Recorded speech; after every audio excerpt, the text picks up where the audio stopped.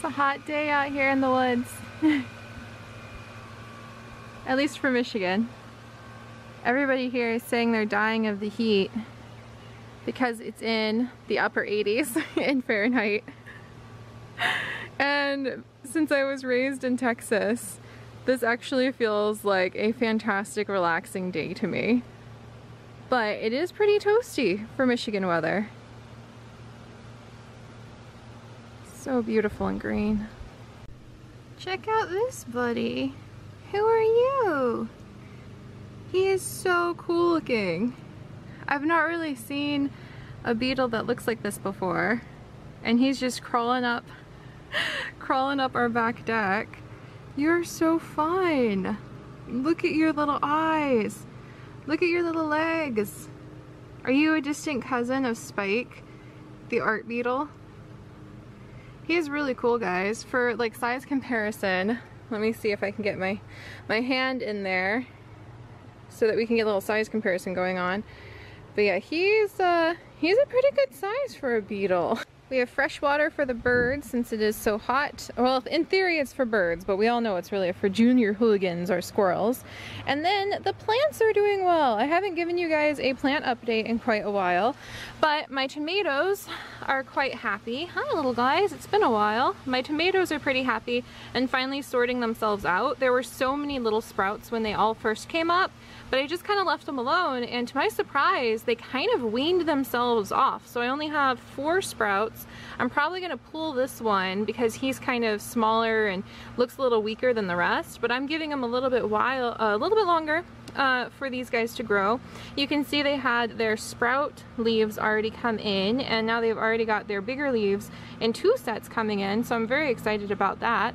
And then over here, we have some of our flowers that have come in. I probably have to go through and prune out some of the seedlings so that they'll start growing a little faster. But over here we have another group of flowers that are coming in. I can't remember which is which because I moved the pots around, so we're just gonna have to wait and see as a little mystery. I probably should pull this one because it doesn't look like it's a very healthy seedling. And so they're over here and they have a friend. They have another little bug friend who was actually here when I came outside. Come on, little guy. I want to be able to focus on you. Oh, he's so fuzzy. Look at him. But he was here when I came outside earlier to water the plants and fill up the bird water. And I think he's trapped. I think he thinks he's going somewhere. And he has just been going around and around and around on the rim of this pot. And he doesn't quite seem to know how to get off. And Chips and I have actually seen inchworms and other bugs like this do that, where they'll just keep going around and around and around. Look how cool he is though. Oh, you're so fun. Look at your little face. Yeah, he's pretty fun. But I think I'm gonna go ahead and give him a stick so that he can maybe get himself, oh, there we go. So he can maybe get himself down and off the pots, because I think he's confused. So hopefully that'll help him out. And then just today, we started having some new seedlings in this pot over here. So it looks like we might have all 4 of our flower pots actually bloom. Oh, he made it! It is a little too hot. Run, little guy, run! You're free now! Check out these amazing flowers that Chips got me when we were on a date a couple days ago. They are some of the most interesting and weird flowers I've ever seen, and they are flowers and they're real. When I saw them over in the florist section, I thought for sure like, oh, these have to be like plastic, or they have to be one of those weird filler things that you put in for bouquets, but they're called pincushion flowers. I think they're native to Africa, if I remember correctly, and they are so beautiful. I can't get over just what an amazing mix of shapes and colors they are. They really look like they're fake, but when you get in close, they look like they have this beautiful bundle of ribbons that make up the heart of the flower. And then as the ribbons curl in on each other, they have these stems come out that are just bright, and they're kind of bold. They just stick straight up. Bold little stems that I guess, which would be the petals, probably the soft little ribbons that are on the inside, soft and sharp, and just all of this contrast of shapes that you wouldn't expect to see from a flower. But I'm absolutely in love with them, and every time I see them sitting on my desk while I'm working, all I can think about is how there's still so much to discover. 30 years later, and this world is constantly surprising me with things I've been obsessed about pretty much my whole life. It's so fun to find a new flower. I had to show them off again. They're just so beautiful, and they're so different than anything I've seen. It's just so exciting to find some new flowers. But between the seedlings and the flowers and the beetles, I realized that I actually have kind of like a little mini collection of sort of farmy related stuff that I thought I would show you guys that I've got my hands on recently. Starting actually with the new Stardew Valley guidebook, which is so beautiful. The artist who draws these guidebooks, let me see if I can find her name tucked in here. I follow her on Twitter, and her art is just so darn charming. Let me see. There we go, Carrie Fry. Yep, Carrie Fry is the person who did the illustration for the Stardew Valley guidebook. I got the very first one as a gift to Chips when he started playing Stardew Valley for Christmas. And of course, then the new update came out and I needed to get him the next one. So I just got him the updated Stardew Valley book. We're playing together. He actually surrounded my little cabin with bean poles and flowers, which is so much fun. And it's so much fun to finally have the time to play together. It's really hard for us to actually spend time together because he's always studying with his PhD programs, and he's having to learn Chinese, Japanese, German, Mandarin, and I think he's supposed to pick up a little bit of some of the languages from when the Dutch first visited China. Basically, every time I talk to him, he's supposed to learn a new language, and he has to be fluent in them completely before he has to defend his PhD in a couple years. So yeah, he's really busy right now learning languages. He's supposed to read over 300 to 400 books in the next 2 semesters. So if he's not practicing in languages that I vaguely understand or don't understand at all,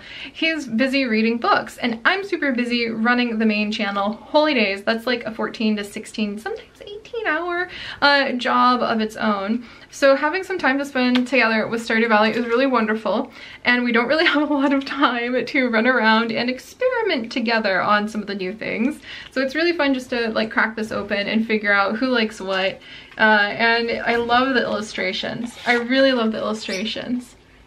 You can get the book on Fangamer, which I've actually had things from before, like my Animal Crossing necklace my brother got me for my birthday. But I absolutely love it because they've got all of the different characters, all of the different items that they like. Normally in those kinds of games, I try to kind of do trial and error and remember. But like I said, when time is of the essence with playing with Chips and the rare times we do get a chance to enjoy playing together, it's just nice to like open this up, and it's just pretty. It's just so darn pretty, and it just inspires me so much for some things that I might start doing in zoo crafting or some of my other series. And I figure I'm kind of at the phase of my life where anything that makes me feel like my creativity sort of gets a big boost, or I'm just happy and joyful from what I'm discovering, like flowers or guidebooks to one of my favorite games that mean a lot to me, then I'm gonna just jump for it. I'm just gonna go for it and grab it. So yeah, I got this for him recently. Highly recommend it if you haven't gotten the guidebook yet. Maybe I'll show some more bits of it in the future because it's just gorgeous. And it has all the information and really cute little illustrations on each page. So I highly would recommend it. Oh, this is so cute. Oh, and it even tells you what happens if you now romance all of the villagers, which some of these I'm keeping as secrets, but some of these I want to enjoy. But I love it. I really love it. Absolutely beautiful work. There's actually a stitch book, cross-stitch book coming out from the same artist in a little bit. And I've never really cross-stitched before, but I kind of want to try cross-stitching a bunch of the Stardew Valley crops and flowers. And I don't know, maybe maybe putting them on the Etsy shop or giving them away in funny little giveaways. It'd be really cool. But with that, I also got the t-shirt, which I actually, look at how huge Stardew Valley. It's got a chicken. It's got a chicken right down there. And then it's also got farm made on the side. But I got the shirt because I need more workout clothes lately, which I'll talk about that in a little bit because Chips and I have been doing a lot of like working out and gym work. And I want to update you guys on some of the fun vegan food we've been making as a result. But I got the shirt. I really debated for a long time because I don't like shirts that don't have a V-cut, but this is so soft. I cannot stop wearing it. It is soft and wonderful. I highly recommend it. And of course it's green. It's green on green. It has a chicken. It has Stardew Valley. It's really cute and it just makes me really happy. It makes me think about the hundreds of hours I have put into a world and a game that brings me a lot of joy. So yeah, there's that. Among the little weird like farm collection of things that I have somehow accumulated recently. And then I also got a sticker that came with the shirt, and now I have put it on the new Kindle that Chips got me, which I think I may have mentioned it or maybe not in the fact that I'm reading a ton of books. But Chips actually got me this Kindle recently because my old one is actually his old one from almost 10 years ago, and it doesn't have any backlighting. So whenever we would travel, I would try to read, but I'd have to stop if the lighting wasn't good. Like if we were stuck in an airplane or in the car or something like that. And then I get car sick and motion sick so easily. We're both pretty miserable after that. But it was just really sweet because he's not really a materialistic guy whatsoever. That's what happens when you're in love with a Buddhist. And he doesn't really do stuff. And normally for our gifts for each other, we do experiences, which I really love too. We're gonna have a really fun experience I'll be telling you guys about soon that I'm gonna need my passport for his birthday. But that's gonna be coming up really soon. We're actually gonna do a few things, some with his family and some just the two of us, so I'll tell you guys more about that in a bit. But it was just really sweet. It was a surprise to get the little Kindle. It's a little Kindle Voyager, and it has this little origami protective case, and it actually is backlit so that I can look at all of the really weird recommendations Kindle gives me that has nothing to do with my actual reading, and carry on with what is currently The Court of Thorn and Roses, book number 2. What is that one called again? A Court of Mist and Fury, which I'm currently reading through right now because all of you guys say it's absolutely fantastic, and I'm curious to know what kind of books you enjoy. But I'm loving it because I have named it now. Thanks to the cute little junimo holding a starfruit, this is now Starfruit. So all of my electronics I like to name. My computer that we use to record all of our series on is Peapod. My laptop that we use for travel recording and work away from my main desk is called Lilypad. Tea Leaf is my tablet because it begins with T. And now I have Starfruit, who is going to remind me of the fun and the excitement of not only telling my own stories, but enjoying the stories that others have to tell as well. And it's very small, very light. It doesn't hurt my wrist to hold like my tablet sometimes can. And it's going to be traveling with us as we go on our adventures coming up pretty soon. So yeah, that was a really sweet gift. That's completely out of the blue for him. Unless it's like your birthday, and even then it's normally that's not a thing. Well, I guess the flowers, of course. He knows me very well. So anyway, yeah, now I'm rambling about him every time. I swear, I always just end up talking about the love of my life. What a goose. But anyway, that is kind of like farm related, and also a really good way where if you guys have more suggestions, now I have even more tools to be able to take cool books around the world with me. And finally, I wanted to show you guys the Silver Spoon manga collection I have started building, which I am so ridiculously happy about. I have been reading Silver Spoon for years, and when it finally started getting published by, right over here, Yen Press, you can find it on Amazon even with Prime shipping is how I've gotten all of mine delivered.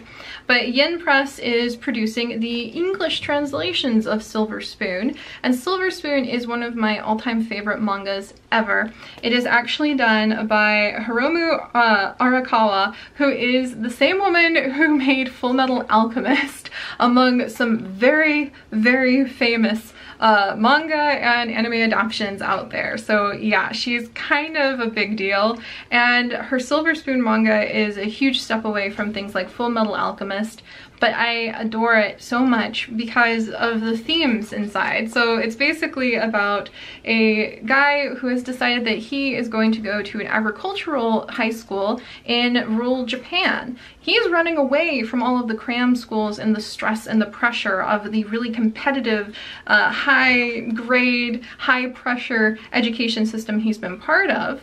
And he thought going to an agricultural school might let him be a big fish in a small pond, or at least just get away from his troubles. And his growth there actually spans not only during his time in the school, but after he graduates from the school and finds his own place in the world as an adult who works with the power of his own two hands and really commits to things and commits to his friends and commits to trying to work hard. And that is where I'm a sucker for any story, and especially any manga that will really talk about trying to work hard. And only the first 3 books have been published so far in English by Yen Press. I've actually read a whole bunch past that through fan translations before it was picked up in the US, but I'm going to be fully supporting her. I'm going to be getting every single copy because with my past, with both of my parents being disabled when I was very young and being the eldest in the family, I really get super attached to stories where the people have to learn really quick the way the world is. Not in a bitter way, but just in the reality of you've got to work hard to be able to survive sometimes. You've got to work hard to save the family farm. You've got to work hard to figure out who you are. And sometimes along the way, you find out that working hard, physically and mentally, gives you a sense of satisfaction and growth that nothing else really filled. No amount of praise from other people, no amount of scoring high on those grades, no amount of being able to fill the roles that you thought the world gave you. Sometimes there is a beauty and a strength to be found in just working hard, and especially working hard with your hands, that I've not really found in other places. And that's kind of what the Silver Spoon manga touches on, among many other fantastic themes of friendship, creativity, being able to work realistically around the laws of dairy farms and supply and demand and agricultural life. But I really love it, and it actually depicts very, very accurately a realistic world of what it's like to work in the agricultural industry, which may seem really weird to some of you that I savor that so much, because it even does go into, you know, what happens if you're gonna prepare chicken? What happens if you're going to raise those piglets and then turn them into pork bowls? And I'm a vegan, so a lot of you guys may be going, what? But I was raised in the countryside in Missouri. We had not cows ourselves, but they would share the acreage in the backyard. And I am a vegan because I'm not, my hands are not involved in that process myself. And if they're not, then it just doesn't feel fair to me. So that's a whole different subject entirely. But I really love it because a lot of people don't know about those things. A lot of people don't know how your food goes from being like a cow and saying moo in your face and like eating grass out of your hand to being a hamburger. And the Silver Spoon manga addresses that, but it addresses the emotions around that. What happens when you get attached to those farm animals? Where is your place in the world? Where is the place of agriculture in the world, realistically, on both like kind of a moral plane, but also a financial plane? And it goes into a lot, basically, and I really like it for that, because it takes on the world in a way that I really like seeing, because you have to face it and work hard and grow up. And that really resonates with me for how I felt like I had to grow up, and how I learned that hard work could really change me and pull me away from a situation that felt like it was going to be quicksand, pulling me down forever, and giving me the feeling of having the strength to face whatever would come in the future. And somehow inside of the story, that's what I got out of this. So I highly recommend it. Probably nobody else in the world would give it that kind of review and encouragement. But once you figure out how to push yourself forward, put one foot in front of the other, and work hard for yourself in an honest way, that's a strength no one can ever take from you again. And if you manage to find friends and you manage to figure out your place in the world and the place your work has in the world along the way, then that's a really wonderful, wonderful gift. So I love the Silver Spoon manga, and I hope some of you guys enjoy it too. It does have an anime adaptation, but the manga goes much further beyond the anime. I very much enjoy the opening and ending songs of that anime too. I actually have it in my playlist when I go to jog or do some working out at the gym, which again we'll talk about later. But that's enough about just my weird random little collection between Stardew Valley and Silver Spoon and beautiful flowers that I have of just kind of farm related things. But I'd love to know if you guys enjoy Silver Spoon or if you've ever heard of it before. There's only 3 copies out now, but there's a lot more chapters coming, so it'll be a slow process to get the books in our hands, but I know that the publishers are doing their best, and I'm really going to enjoy sharing more of it with you guys as the time goes on. Also, it does make me want to try riding a horse soon. Maybe I'll be able to pull that off with wherever Chips and I are headed off to soon. So alright, thanks guys. Seedlings are doing well. I'm enjoying just life and the hard work that is going on in the process to share a lot of really fun adventures with you guys and with my beloved Chips. So, oh, one last little note that I didn't know until I looked it up just to make sure, but actually, yeah, the author, or excuse me, the mangaka actually lived on a dairy farm. I had no idea. The creator of Full Metal Alchemist actually spent 7 years working on a dairy farm, her family's dairy farm, before she became a mangaka, before she even started working in Tokyo, helping with any kind of manga. She lived on a dairy farm for 7 years. So she knows what she's talking about when it comes to this book, and it's just really sweet because I think that somewhere hidden inside the pages is probably a lot of her own story of knowing exactly what it takes to work hard and to take care of your family. And I think that's really what I love the most about the Silver Spoon manga too, is that a lot of the farm families, they have to show up and they have to work hard in order to take care of each other, physically and mentally. And I really like seeing that. It's a special thing to me. So if you guys have other recommendations for books or manga or anything really where a person or especially a family has to work hard together in a way that isn't like overly dramatic but just the reality of life, I would love to hear them. But that's enough out of me. I've rambled way too long. I'm gonna go look for more beetles and get ready to continue on whatever work that I'm doing here. So I'll see you guys next time. Bye guys.